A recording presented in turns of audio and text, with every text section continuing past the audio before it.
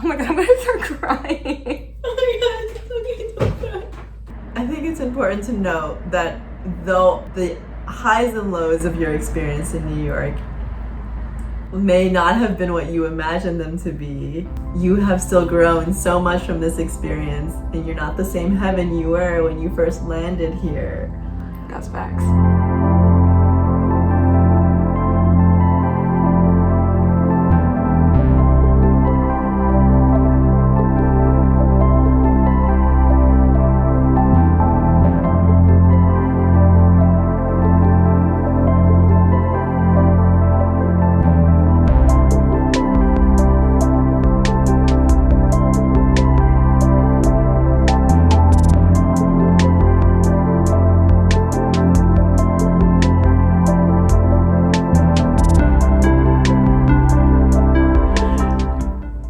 Okay, I was living in San Diego.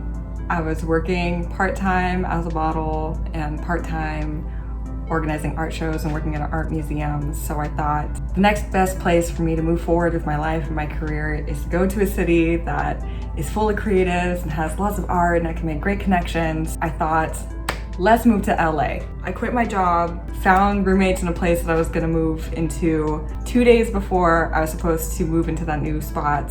The homeowner didn't want us to move in anymore. Now I didn't have a place to live and I didn't have a job. I was just gonna sustain my life from part-time modeling with an agency I was signed with in LA until I found something more consistent out there. I had always wanted to try living in New York. I had only visited once. I love the city. With no place, no job, some money saved up, I decided, let's try New York. I had talked about my dreams about moving to New York with somebody who's very, very close to me and had offered her couch before. I just hit her up and I was like, can I still come crash on your couch? There she is! In December of 2018, I took a one-way flight and decided to try to figure it out here. It sounds like the beginning of some like fun success story, but I'm filming this on my last night here in New York because now I'm moving back to San Diego. Here I am sharing my story in hopes that it might encourage somebody else to move out to the city too, but also that, you know, it doesn't always turn out as it's planned. I came out here, I just immediately tried to apply to what I knew, to modeling agencies, to art galleries and art museums, just attend any kind of like creative networking thing that I knew about out here so that I can kind of get the feel of what the community was like out here. I was reaching out to whoever to see just if anybody knew of any opportunities that can help me get started here. The very first gig I got out here was working coat check for an event. I was just like, okay, I've never worked coat check before, but I just needed to make some money. I worked this event through one of my friend's older sisters. As I was doing coat check, I was like getting the hang of it. I'm a pretty organized person. I was like excited that I was making tips and that I had some form of money coming in. As the night reached its peak busyness, the coat rack that I was hanging everything on was too flimsy and it just completely fell over. That was a pretty low point. It's like I couldn't even do that right. Everybody who was returning to get their coats, I just had them pick from the pile that had fallen. Like some people didn't even get like their right coats back. It was a whole thing. And that was like my first attempt at a job out here. I met up with another friend who was working as an eyelash extension artist and they needed a receptionist in their studio in Soho. So I worked as a receptionist at an eyelash extension studio, which I was also really awful at to the point where I'm not really sure if I quit or if I got fired. It was a mutual agreement that I definitely should not be working there. She could really tell that I wasn't passionate about it, and honestly, I wasn't, and I was just doing it for the money, but I just really needed the money. One of my big sister's friends was a designer for some underwear company, and they were like, we need a model. So I was like, okay, sure, I can model underwear. My first time ever modeling underwear, but why not? So I took some pictures, and long story short, now my butt is like in Kohl's and Walmart, and that was a random side gig. In doing all this, I applied to a bunch of modeling agencies. One got back to me and signed me. So I was going out to auditions here and there, but I didn't book a single one. Like, I was just going out to all these auditions and not making any money. In a nutshell, for a majority of 2019, I was side gigging it so hard. Was taking anything I possibly could. At the same time that I was doing this side gig thing, I was trying to go out to events and meet people. I was pretty involved with the photo meetup community, and I heard of one that was happening here by Pursuit of Portraits in February. I thought this would be a great opportunity to meet a bunch of photographers and other models and other creative people. And that's also where I met Sonic, who comes in later in the year. While I'm doing all the side gigging, I find this internship on LinkedIn or Indeed or somewhere. It was a pop-up space. I took this internship, which was supposed to be about 3 months long. They only offered like a $20 lunch stipend. It was in line with what I wanted to do, so I decided to give it a shot. But for anybody that's ever worked at a startup company knows how hard startup companies can be. And this was just an internship, so I wasn't even getting like paid for any of this. But I was making a lot of connections and I had access to this space, and I ended up becoming really good friends with my colleague there, Liz. As I was interning there, I asked if during a period of time that the space wasn't being used, if I could use it to do a pop-up show as like a collaboration between the company and like artists, and they agreed to it. That was when I coordinated my first art show out here.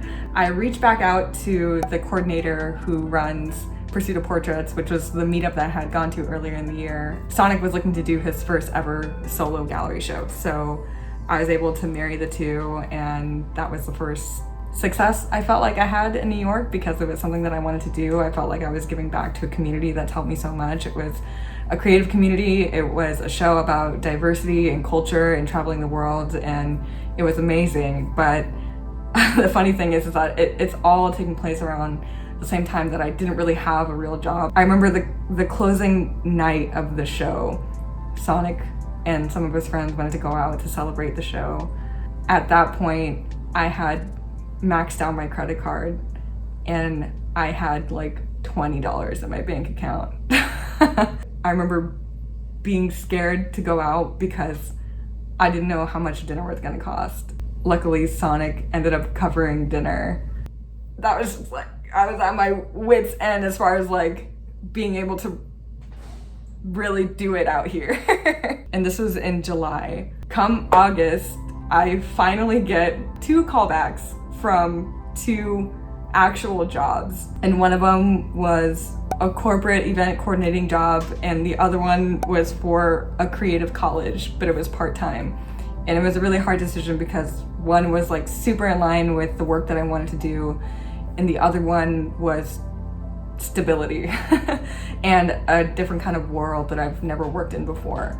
I ended up taking the corporate job, and I'm so glad that I did because it taught me so much about event coordinating. It taught me things that I had never worked with before, like working with bigger budgets and contracts. It was in Rockefeller Center, and I was like this working New York woman commuting into the city, working on the 45th floor, being so close to Times Square was like very magical for me.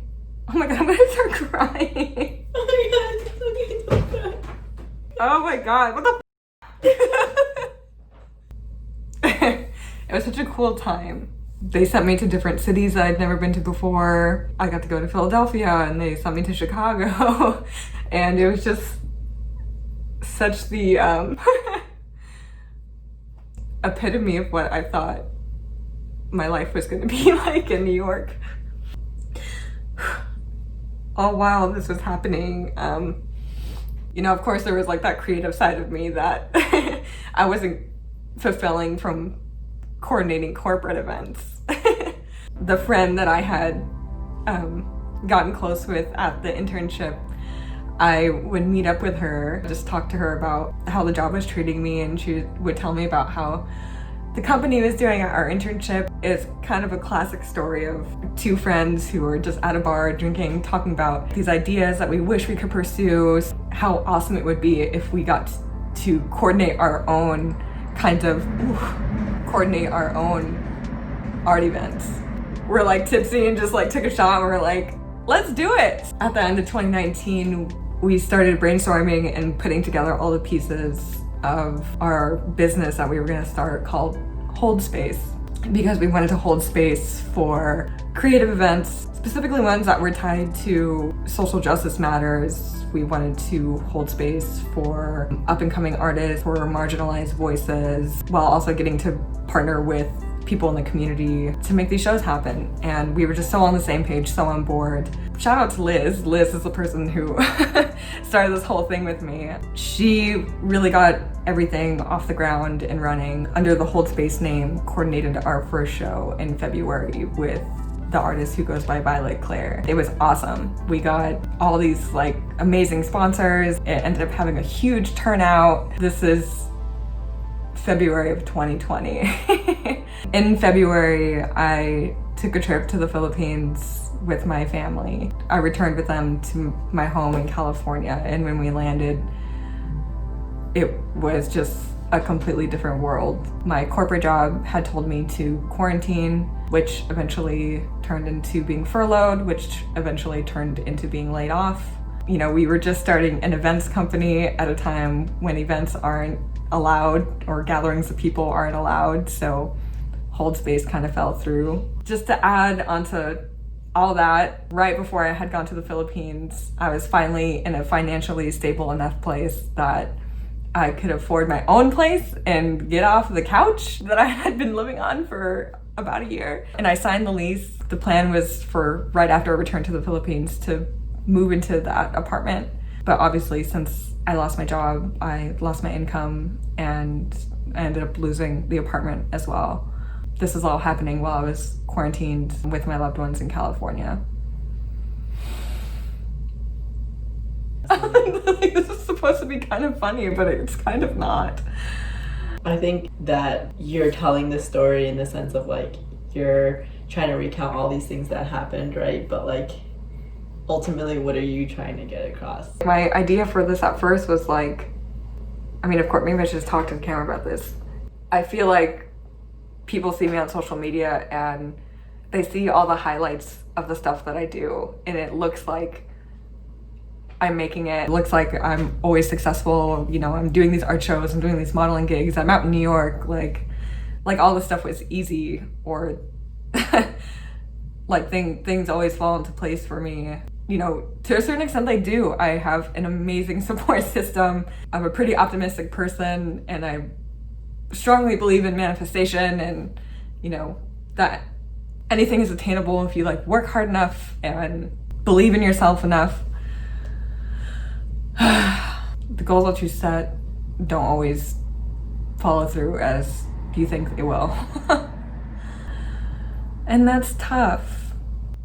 But it doesn't mean that my experience wasn't really fucking awesome. I like to think that although my time here is being cut shorter than I wanted it to,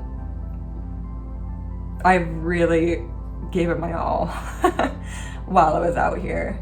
I had such a fun time going out with my big sis.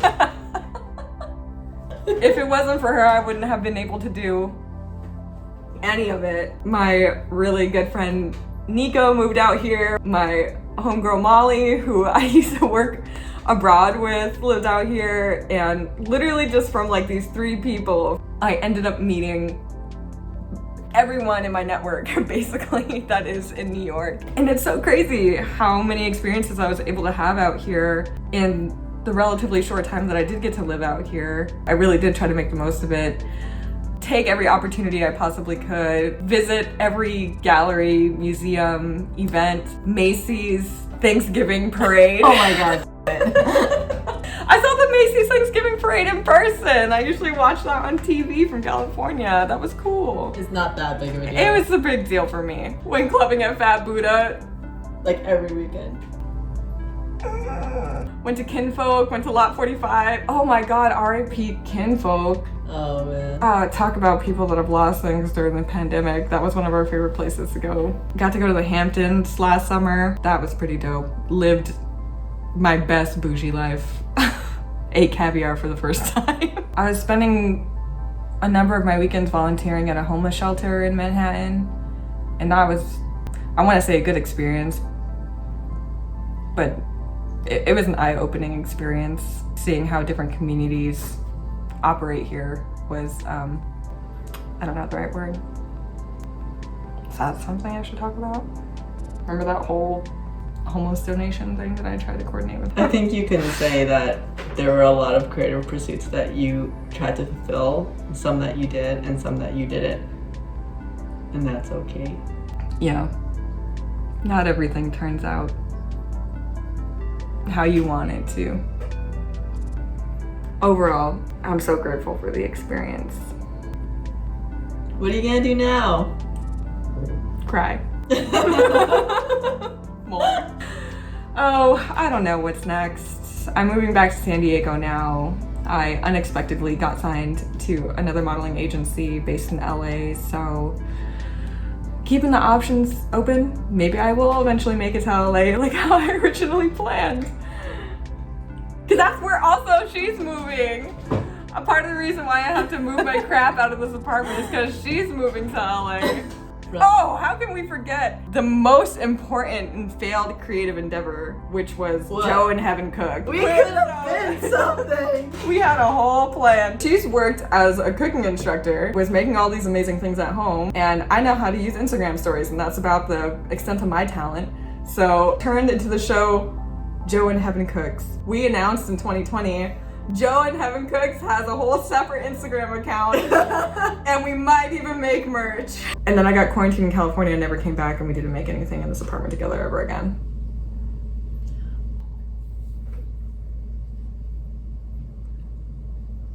I think it's important. I think it's important to note that though the highs and lows of your experience in New York may not have been what you imagined them to be, you have still grown so much from this experience, and you're not the same Heaven you were when you first landed here.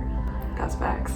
Anyone who wants to make that leap and be courageous and try living in a new city, they should do it despite the fears or the hesitations you might have, or even despite the possibility of failure, because even though objectively you did fail, you did gain so much more from that experience than just a full-time job. You gained a lot more. That's true. I didn't expect to cry during this video. You're crying. It's okay. It's okay. I love you. I love you too.